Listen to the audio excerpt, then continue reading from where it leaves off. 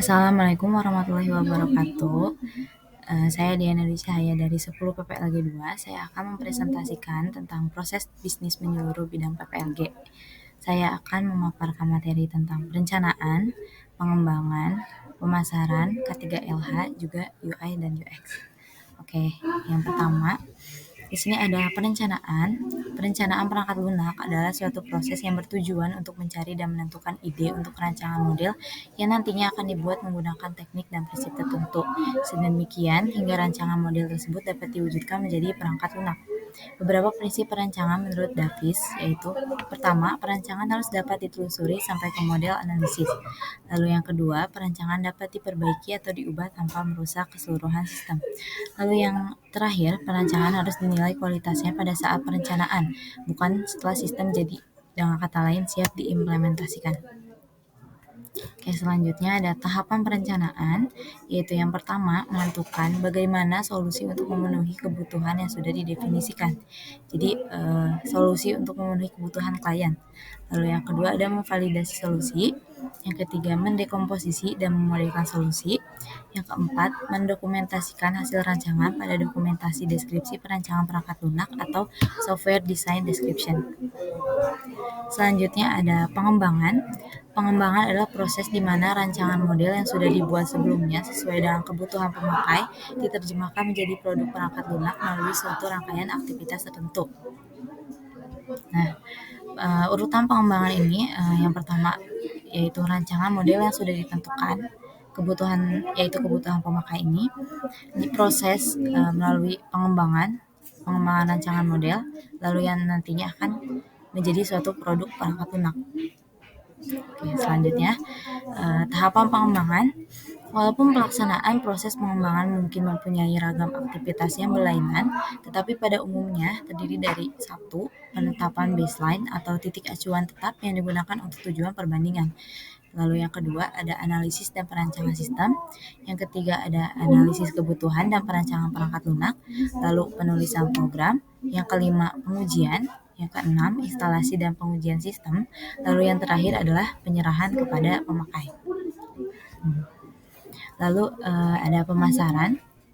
Pemasaran perangkat lunak atau software marketing adalah bentuk sistem informasi pemasaran yang digunakan untuk mengelola kegiatan pemasaran dalam suatu bisnis. Ruang lingkup software marketing cukup luas, mulai dari pengelolaan strategi promosi, pengelolaan sales, hingga pengelolaan channel sales dan marketing. Pada intinya, aplikasi pemasaran atau marketing digunakan untuk membantu eksekusi campaign, identifikasi target pasar, dan mengubah lead menjadi sales. Software marketing mengedepankan data dan pengelolaannya. Software ini mampu menyimpan data dan menggunakannya dalam kegiatan pemasaran.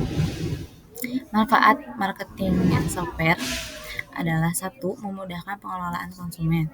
Melalui perangkat lunak ini, bisnis bisa menyimpan data-data konsumen dengan benar, baik konsumen yang masih belum valid ataupun sudah menjadi pelanggan. Lalu yang kedua, memudahkan pengelolaan dokumen pemasaran. Banyaknya dokumen yang digunakan dalam aktivitas pemasaran akan lebih mudah dikelola dengan software marketing. Lalu yang terakhir adalah mengotomatisasi kegiatan pemasaran. Dengan menggunakan aplikasi marketing, pebisnis dipermudah dengan dapat mengirim email ke konsumen dan mengunggah komen ke media sosial bisnis secara otomatis. Lalu selanjutnya ada K3LH, yaitu kepanjangan dari kesehatan, keselamatan kerja dan lingkungan hidup, adalah sebuah standar operasional prosedur yang dilakukan industri atau dunia kerja agar terjaganya kesehatan dan keselamatan kerja serta lingkungan hidup baik karyawan maupun lingkungan selama pekerjaan berlangsung. Tujuan K3LH yaitu satu, melindungi tenaga kerja atas hak keselamatannya dalam melakukan pekerjaan untuk kesejahteraan hidup dan meningkatkan produktivitas. Lalu yang kedua, menjamin keselamatan setiap orang lain yang berada di tempat kerja tersebut. Lalu mengurangi angka sakit atau angka kematian di antara pekerja. Lalu yang terakhir adalah membina dan meningkatkan kesehatan fisik maupun mental. Lalu selanjutnya ada contoh K3LH. Yang pertama adalah mengatur posisi tubuh saat bekerja dengan komputer sehingga kita merasa nyaman. Lalu yang kedua ada mengatur posisi perangkat komputer dan ruangan sehingga memberi rasa nyaman bagi kita. Lalu selanjutnya ada makan, minum, dan istirahat yang cukup. Lalu gerakan badan untuk mengurangi ketegangan otot dan pikiran dan olahraga secara teratur. Lalu yang terakhir ada sesekali alihkan pandangan keluar ruangan untuk menyegarkan mata. Selanjutnya, di sini ada aturan jarak mata dengan monitor, yaitu yang pertama, jarak mata dengan layar monitor jangan terlalu dekat ataupun jauh karena dapat menyebabkan mata cepat lelah. Lalu yang kedua ada letakkan monitor dalam pencahayaan yang cukup.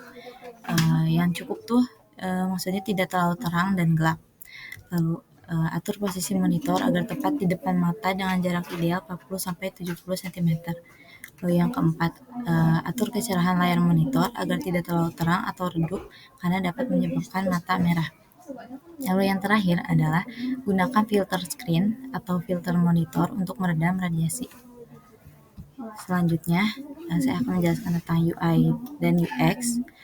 Yang pertama ada UI atau User Interface adalah tampilan produk yang ingin diperlihatkan atau dapat terlihat oleh mata. UI designer lebih berfokus pada visualisasi, coloring, dan hal-hal yang berkaitan dengan kreativitas dan interface yang akan digunakan oleh user. Tujuannya untuk mempercantik visual tampilan produk. Lalu yang kedua ada UX atau User Experience, memilih ranah yang lebih luas dari UI. UX berfokus pada proses pembuatan produk untuk kemudahan user. Tugas seorang UX designer adalah memastikan bahwa langkah demi langkah berjalan dengan logis dan jelas, serta memahami kebutuhan user. Tujuannya memberikan pengalaman yang menyenangkan pada user dalam penggunaan produk. Oke.